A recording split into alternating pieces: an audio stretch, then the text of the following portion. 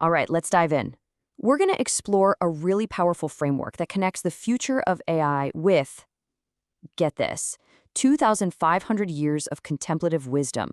It's a synthesis that might just change the way you think about everything: leadership, technology, and growth itself. I mean, the stakes couldn't be higher, right? The CEO of Google, Sundar Pichai, is putting AI on the same level as fire, as electricity. He's talking about a fundamental, civilization-level force that reshapes, well, everything. But at the very same time, there's this other profound investigation that's been going on for decades. You've got the Dalai Lama in deep dialogue with top scientists, probing the very nature of consciousness, the inner workings of our own minds. On the surface, these look like two totally different worlds, asking completely different questions. But, and this is where it gets really fascinating, what if they're not separate at all? What if the principles that govern our most advanced technology and the insights from our deepest human wisdom are actually pointing to the exact same fundamental laws of reality? And that brings us to this framework, the 10 laws of human information dynamics. Now, don't think of this as some abstract academic theory.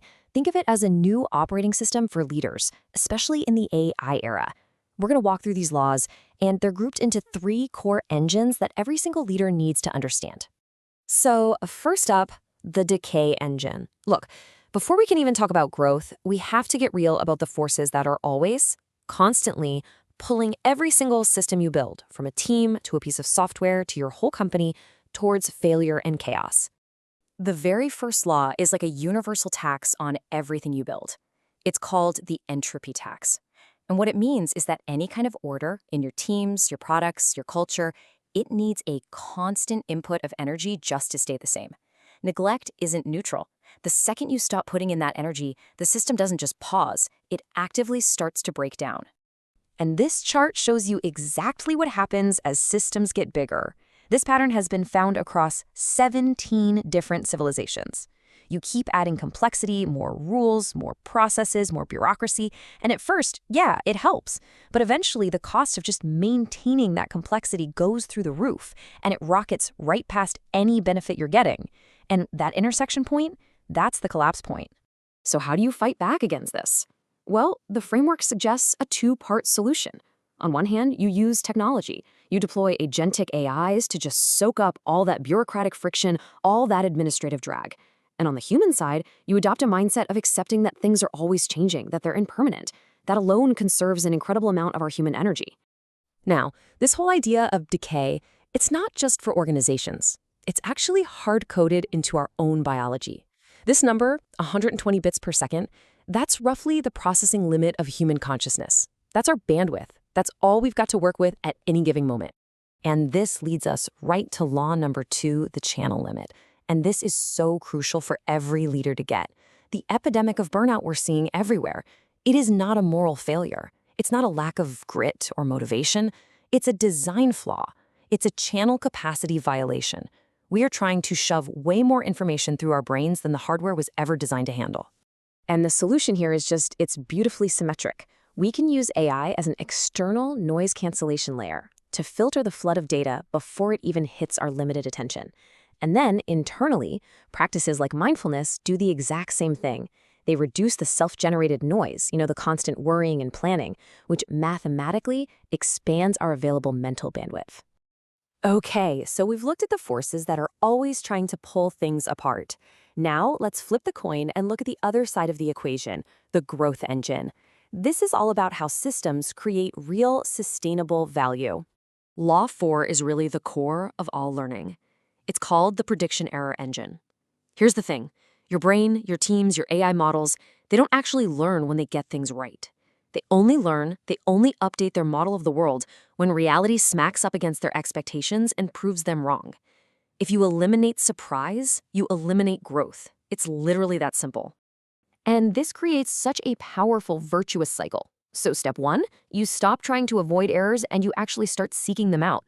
Step 2, you use that learning to generate real novelty, something new. But here's the amazing side effect. Novel experiences encode really dense memories, which literally expands our subjective feeling of time, making life feel richer and fuller. Which leads us right to Law 8, the novelty premium. It turns out that all kinds of systems, biological, economic, social, they're all hardwired to disproportionately reward the creation of novelty. And why is that? Well, because repetition is just maintenance, it's just keeping the lights on. But true, non-redundant information, that's the only thing that expands the system's potential for the future. And for every leader, every CTO out there, this is the key insight for the age of AI. As AI gets better and better at just finding and summarizing information that already exists, our unique human value shifts. It's not about what you know anymore. It's about your ability to generate semantic novelty, to expand our collective understanding of what's meaningful, what's ethical, what's creative. So we have this engine of decay and this engine of growth, but what stops them from just flying apart? Well, that brings us to the final piece of the puzzle, the engine of equilibrium. This is how healthy systems actually find and keep their balance. Law 6 explains a paradox that I'm sure every single person has felt. It's called attachment resonance. The more desperately you cling to one specific outcome, the more you obsess over a single metric, the more you actually destabilize the very system that's trying to get you there. Your mental channel just gets clogged with the noise of wanting, and it blinds you to the actual signals from the world that would lead you to your goal. And this is balanced by Law 10, which is just a mathematical certainty, regression to the mean. Any extreme state, a huge win, a devastating loss, a moment of incredible joy or deep sadness, by its very nature, it's unstable. It's temporary.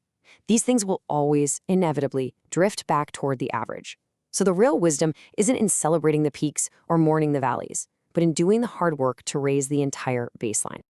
Okay, so what does all this add up to? When you put these engines together, you don't just get a list of interesting laws. You get a whole new operating system for how to lead in an age where that incredible fire of technology has to meet the deep wisdom of what it means to be human. And the synthesis is it's incredibly elegant. We use AI for its highest purpose, to absorb all that entropic friction, the bureaucratic nonsense, the maintenance tax that drains our energy. And this frees up human attention for its highest purpose, to generate the semantic novelty, the meaning, the ethics, the creativity that AI simply can't. And look, this isn't just some theory.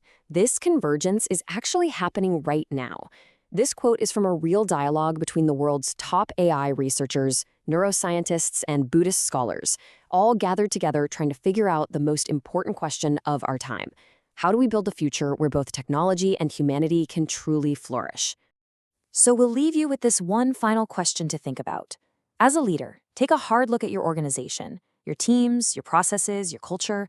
Are they designed to stamp out variance and minimize surprise at all costs? Or are they built to seek out, to process, and to ultimately master surprise as the fundamental engine of all growth? Because in the end, the choice isn't really between technology and humanity anymore. It's about mastering the dynamics that govern them both.